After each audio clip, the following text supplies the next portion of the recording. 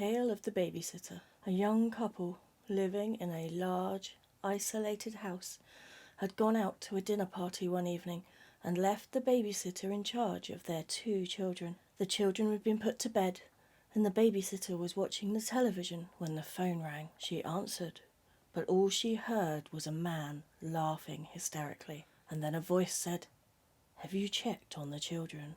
Thinking he was joking, she hung up. She went back to watching the TV. Again, the telephone rang. Again, she heard the laughter. "Have you checked on the children?" She started to worry, so as she hung up, she called the police. The police told her the next time the man called, they would trace to see where it came from. She went back to watching the TV. Again, the telephone rang. This time the man's laughter was longer, and it's as if he couldn't stop laughing when he splurted out, "Have you checked on the children?" She didn't hang up the phone this time, but instead left it for the police to trace. After a minute of just laughter, the phone went dead. Seconds later, the phone rang again. This time it was the police. The phone call had been traced to the very house the babysitter was sat in. Terrified, she jumped up, running to check on the children.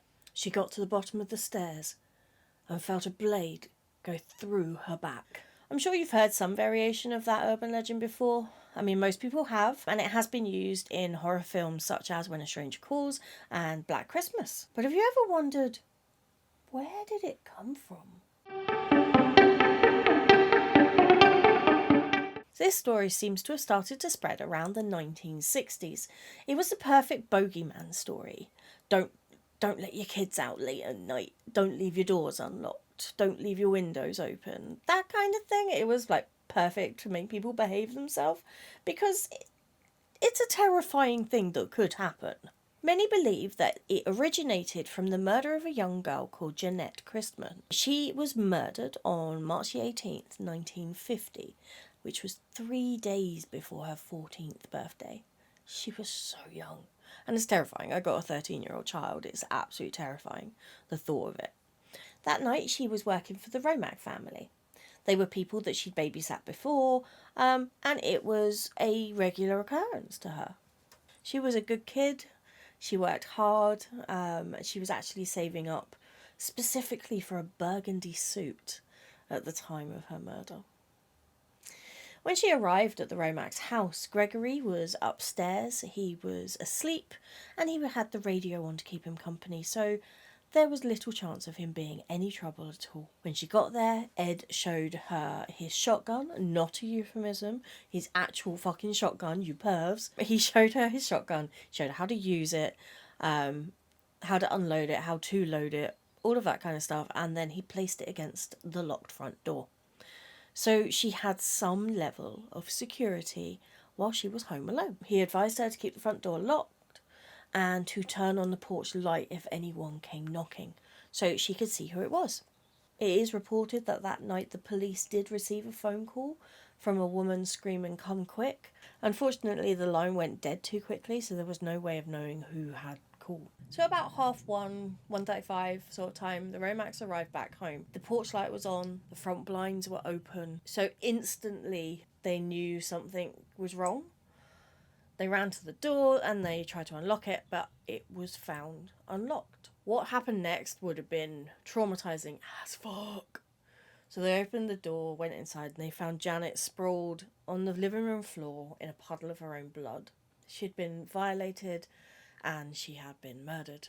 Her legs were still spread out and her slipper was still hanging from her foot. She had a head wound, which was found to have been caused by a blunt instrument, and she had strange puncture wounds.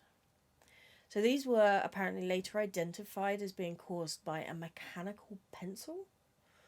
But yeah, just strange wounds. And she had a cord wrapped around her neck, which had been used to strangle her, which was an electrical cord which cut from an iron. Obviously, Anne Romack legged it upstairs to make sure that Gregory was okay. And he was still asleep and unharmed. My assumptions from that is that Janet didn't scream, or if she did, it wasn't for very long, because it didn't wake the child. But my friends, that is not all of the story. I looked into this case because I wanted the origin of the urban legend. And I fucking fell head first into Alice in Wonderland fucking rabbit hole. Just, yeah. Hold on to your hats. So, 4 years prior to Janette's murder, a young woman called Mary Lou Jenkins was killed in a very similar way. Mary Lou was 20 and she lived at home with her parents. On the 5th of Feb 1946, she was home alone. Her mum was a night nurse and she was working in the area while her father was away on business. So she had this system with her mum for the nights when she was home alone that if there was a problem, she would raise the blinds, turn the lights on, make a phone call. On that night, her mum saw that the lights were on, the shades were up, but there was no phone call. So she continued her night as if there was nothing wrong. Unfortunately, the next morning, she found Mary Lou dead. She tried the front door, but was unable to open it because Mary Lou's body was jamming the front door. So she had to go around the back, find herself a ladder, climb up the ladder, break a window, and get into the house that way. She found Mary Lou on the floor with a wire wrapped around her neck, and instantly tried pulling the wire off in the hopes of bringing her daughter back to life. Unfortunately, Mary Lou had already passed and had already been dead for a few hours by this point. Mrs. Jenkins then called the police. But my friends, we are still not done. There is still more to this rabbit hole. In the 6 months prior to Janette's murder, there were 2 other attacks in the local area. Now, when I say local, I don't mean in the same state or in the same city. I mean in the same, 5 blocks. Really fucking close. The first attack occurred 2 days before Halloween of 1949. So, 6 months before Janette's murder.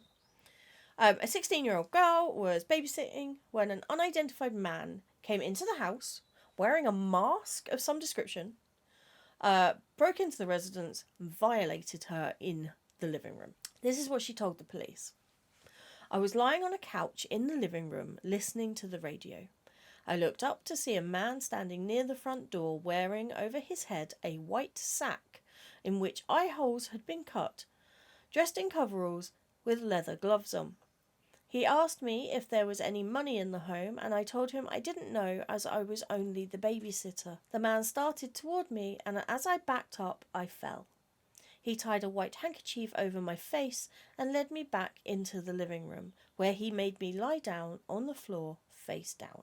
He then turned off the living room light and sexually assaulted her. She only screamed out once because when she did, he choked her.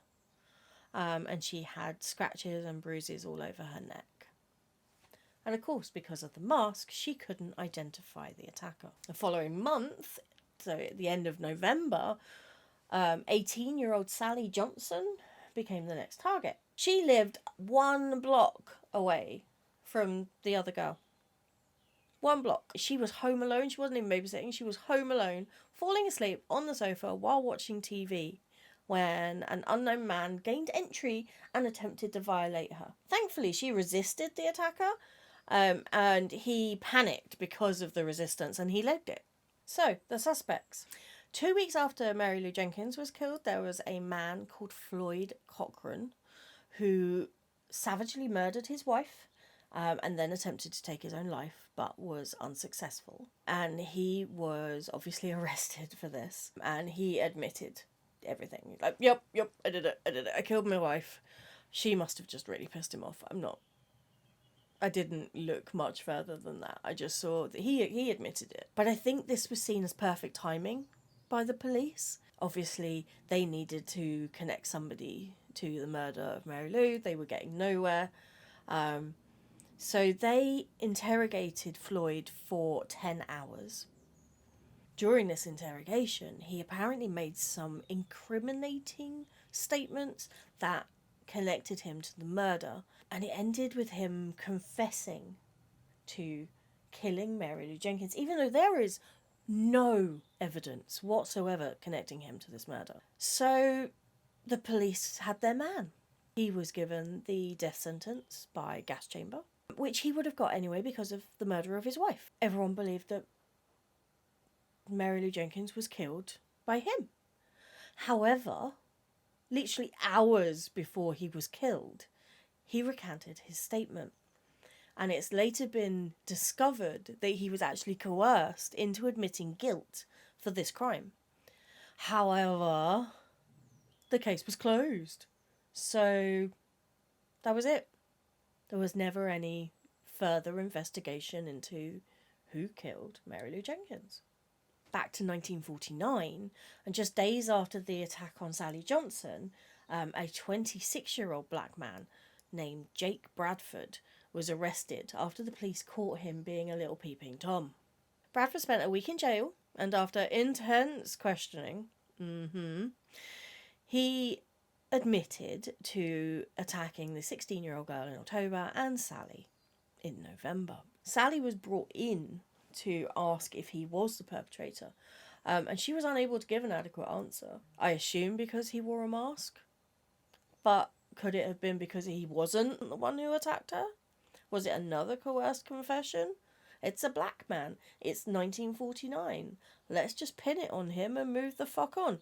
I mean, it's possible. However, reports of prowlers and sexual assault did diminish after he went to jail. That is until the murder of Janette Chrisman. And because of the similarities between Janette's and Mary Lou's murders, people started to question whether the law enforcement had got it correct. So the police continued their investigation into Janette's murder. And they started to have a man appear on their radar called Robert Mueller. There was quite a bit of circumstantial evidence that started to pile up against him. Mueller was 27, friends with Ed Romack, who he had known since high school. He served in World War II and had returned back to Columbia, Missouri with his wife to live with his parents, oversee his father's restaurant, and worked as a tailor. He was known for dressing well and always carried around a mechanical pencil in his front shirt or jacket pocket. Coincidence? I think not. Mueller and Romack would frequently spend time together. They had the same friends and had reacquainted once Mueller had returned back to Columbia. Mueller also knew Janette because she babysat for him, and Ed recalled that he had made lecherous comments about Janette and her well-developed hips and breasts. Just makes my skin crawl. The morning of her death, Mueller had actually contacted Janette to see if she could babysit for him. He was actually attending the same event as Ed Romack, but she had already arranged to look after the Romack sons, so she declined to work for him. So Mueller and the Romacks all attended this party with their mutual friends. A few hours into the party, Mueller excused himself, saying he had to meet with a doctor who had to tend to his son. Now, he was gone for a couple of hours, but the police spoke with Mueller's doctor, and he said he never attended to Mueller's house that evening. So where did he go? What was he doing? To implicate himself even further, Mueller called Ed Romack at his father's house the next morning to ask if he needed help to clean up the blood. But he shouldn't have even known about the murder because it hadn't yet been printed in any papers. So how did he know? Did gossip fly and he just happened to have been told?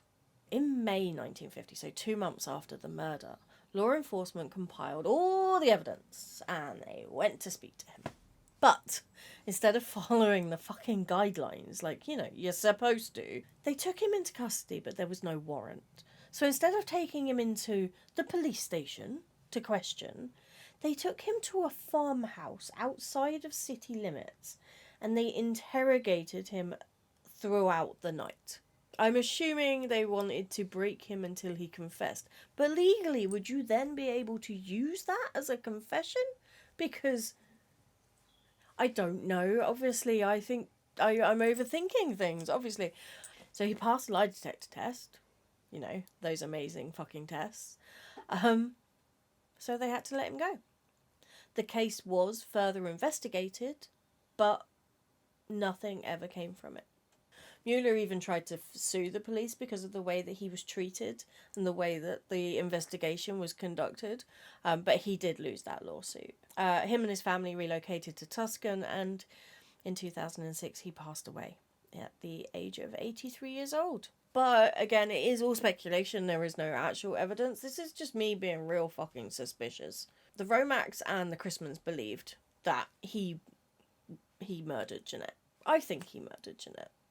I also think he murdered Mary Lou, because it turns out he knew Mary Lou from high school. I did a little bit extra digging, because I like to dig. And there's no actual evidence for this. This is all me putting two and two together, and I've probably come up with like 50, knowing me. So him and his wife moved back to Colombia 6 days after Mary Lou Jenkins was killed. I can't help but wonder if there was any reason that he may have been in the neighbourhood prior to moving home.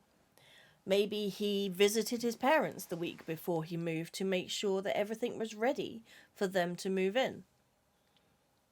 Maybe he was checking things over. There is no way for me to know this. There's no way for me to find this out. So I can't